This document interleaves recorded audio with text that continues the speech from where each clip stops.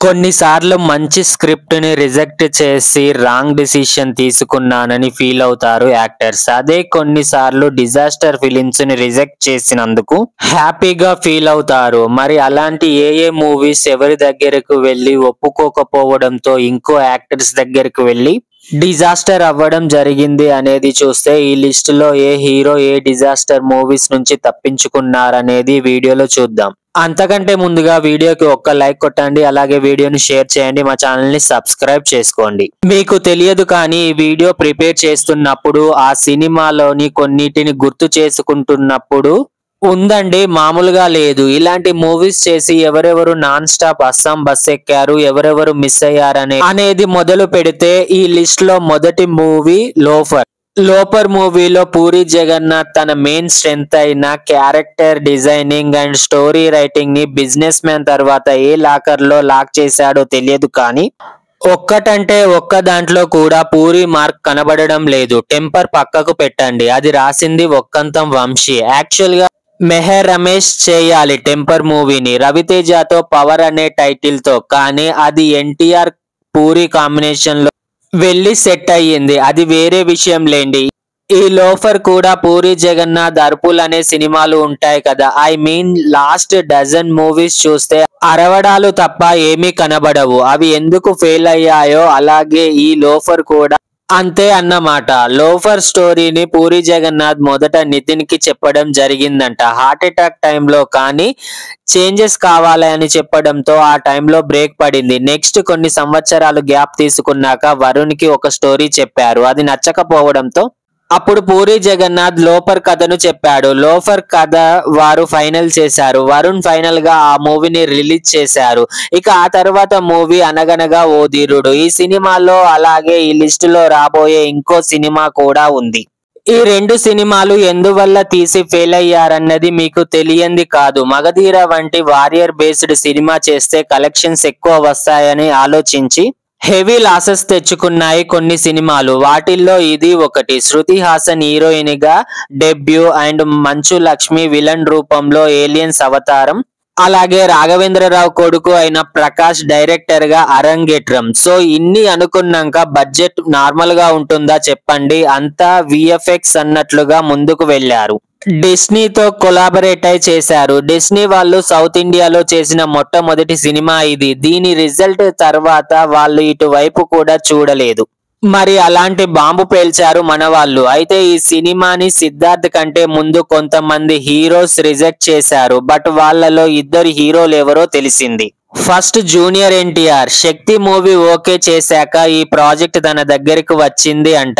అందరూ warrior based films మీద పడ్డా కానీ అక్కడ మెహర్ మలన్ మూవీ కాబట్టి అంతా అక్కడే కాన్సన్ట్రేషన్ పెట్టాడంట. ఈ మూవీని రిజెక్ట్ చేశాడు. అలాగే రామ్ చరణ్ కి చెప్పాడంట director Prakash. But already Magadheera సినిమాను తీసి ఉండడం వలన వద్దులే అని అన్నారంట. సో చివరిగా సిద్ధార్థ్ దగ్గరకు వచ్చింది. తనకేమో లవర్ బాయ్ ఇమేజ్ నుంచి బయటకు రావాలని ఉండేది అండ్ అందుకే దీనిని యాక్సెప్ట్ చేశాడు సిద్ధార్థ. కానీ ఈ మూవీ ఏమాత్రం కూడా హెల్ప్ అవ్వలేకపోయింది. ఆ తర్వాత మూవీ అనుభవించు రాజా. రాజ్ తరుణ్ ఒకప్పుడు నితిన్ డజన్ ఫ్లాప్స్ తో ఎలాంటి స్టేజ్ ను ఫేస్ చేశారు, కొంచెం అలాంటి స్టేజ్ లోకి వెళ్లేలాగా కనిపిస్తున్నాడు. అట్లీస్ట్ సినిమా రిలీజ్ అయ్యిందని తెలిసేలా చేస్తే బెటర్ ఉంటుందేమో, లేకపోతే ఇక కష్టమే. ఎందుకంటే ఈ సినిమా పేరు చెప్తే ఈ సినిమా ఎప్పుడు రిలీజ్ అయ్యింది అని అంటారు. రాజ్ తరుణ్ లాస్ట్ 6-7 మూవీస్ అన్ని ఇలాంటివే.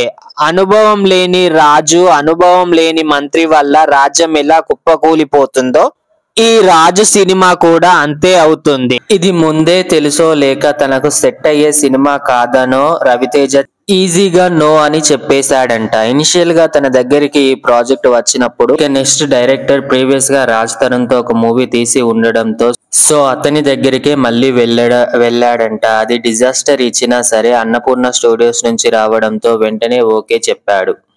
తనకు యూజ్ అవుద్దేమో అని. కానీ ఆ టైంలో 21F లా ఆలోచించాలని మర్చిపోయాడు రాజ్ తరుణ్ అని నా ఫీలింగ్. ఆ తర్వాత cinema Amigos. Local gangster concept ని ఎంత ఆర్టిఫిషియల్ గా లూప్ హెల్ప్స్ తో తీస్తే చూసేటోళ్ళు ఏం చేసుకుంటారో తెలియదు అని అనడానికి ప్రైమ్ ఎగ్జాంపుల్ గా ఈ అమిగోస్. ముందుగా ఈ స్టోరీ ర్యాపో ట్విన్స్ ఐడియాతో రెడ్ అనే మూవీ తీశారు Ram. Gopichand local gangster concept తో గౌతమ్ నందా సినిమాలు తీసి ఉన్నారు వీళ్ళిద్దరు. సో స్టోరీ వినగానే వీళ్ళిద్దరూ రిజెక్ట్ చేసేసారంట. ఆ నెక్స్ట్ డైరెక్టర్ రవితేజకు చెప్పాడంట. ఆయన కూడా ఇలాంటి మూవీస్ తీసి ఉండడం, మైండ్ చేంజెస్ కావాలని అడగడంతో ఆయన కూడా చేయలేకపోయాడు. ఆ తర్వాత కళ్యాణ్ రామ్ కొత్త డైరెక్టర్స్ తో చేస్తే లక్ వస్తుందని, ఇది కూడా లక్ ఇస్తుందేమోనని ఓకే చెప్పేశాడంట. కానీ వినడానికి లోకల్ గ్యాంగ్ అనేది బాగున్నా అవుట్పుట్ డూపు లాగా ఉండడంతో డిజాస్టర్ అయిపోయింది. ఆ తర్వాత సినిమా రామబాణం. అదేంటో కానీ స్క్రిప్ట్ వెనకాల గోపీచంద్ జస్ట్ లక్ అనే కాన్సెప్ట్ ని చూసి ఓకే చెప్పేశాడా అన్నట్టుగా అనిపిస్తుంది ఈ మూవీని చూస్తే. ఎందుకంటే ఏ పాయింట్లు దీన్ని ఓకే చేశారు అనే క్వశ్చనే ఒక పెద్ద మిస్టరీ లాగా ఉండిపోయింది. ఆడియన్స్ కి బాణం దిగుద్దని స్క్రిప్ట్ విన్న వెంటనే చెప్పొచ్చు కాబట్టి సో గోపీచంద్ బ్లైండ్ గా లక్ కే ఓటేసి ఉండాలి. యాక్చువల్ గా ఈ ప్రాజెక్ట్ ఫస్ట్ వరుణ్ తేజ్ దగ్గరికి వెళ్ళిందంట. డైరెక్టర్ శ్రీవాస్ తన మూవీకి హీరో హైట్ గా ఉండాలి అని అనుకున్నాడంట. సో అలా వరుణ్ తేజ్ దగ్గరకు వెళితే ఆయన రిజెక్ట్ చేసేసాడంట. ఇక నెక్స్ట్ ఎవరైతే బాగుంటుంది అనుకుంటున్నప్పుడు గోపీచంద్ అయితే బాగుంటుంది అని గోపీచంద్ ని శ్రీవాస్ అడిగాడంట. శ్రీవాస్ అండ్ గోపీచంద్ కాంబినేషన్ లో వచ్చిన 2 మూవీస్ సక్సెస్ అయ్యాయి. సో ఇది కూడా అవ్వచ్చేమో అని గోపీచంద్ ఓకే చెప్పేశాడు. కానీ గోపీచంద్ తన లాస్ట్ 5 సినిమాలతో పోలిస్తే ఓపెనింగ్ డే నుంచి ఓవరాల్ కలెక్షన్స్ వరకు అన్నింటిలో ఈ రామబాణమే వరస్ట్ స్టేజ్ లో ఉండిపోయింది. ఇక ఆ తర్వాత మూవీ స్కంద.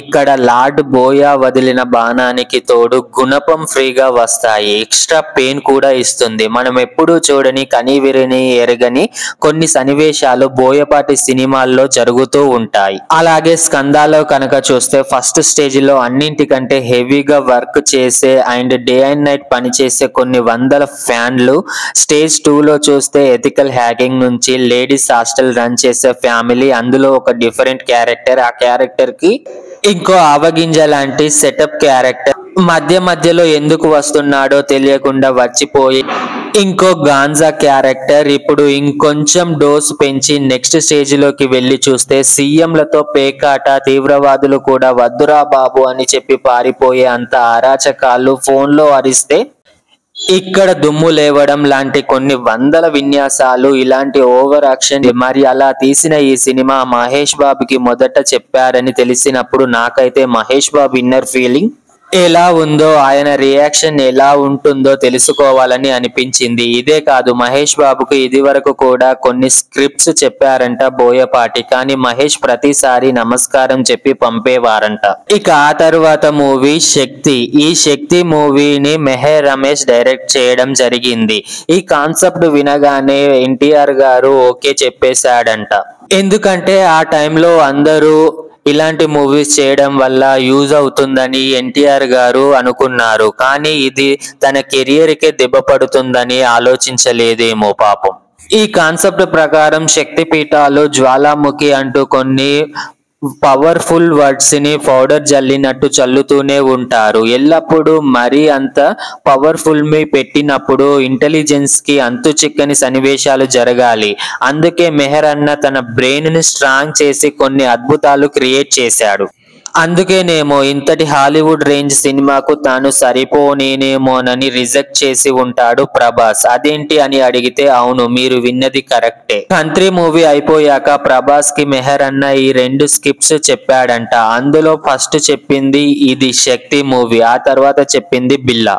అయితే బిల్లా మూవీని ఓకే చేసుకున్నాడు. ఇక హాలీవుడ్ ప్రాజెక్ట్ ని ఎవరితో తీయాలని వెయిట్ చేస్తుండగా ఎందుకో ఏమో మరి ఎన్టీఆర్ ఓకే చేశాడు. అలా ఎన్టీఆర్ కి ఒక చేదు జ్ఞాపకాన్ని మిగిల్చింది.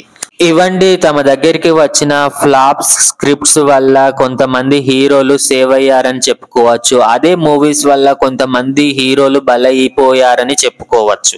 సో మీకు ఈ వీడియో నచ్చితే వీడియోకి ఒక లైక్ కొట్టండి, అలాగే వీడియోని షేర్ చేయండి, మా ఛానల్ ని సబ్స్క్రైబ్ చేసుకోండి.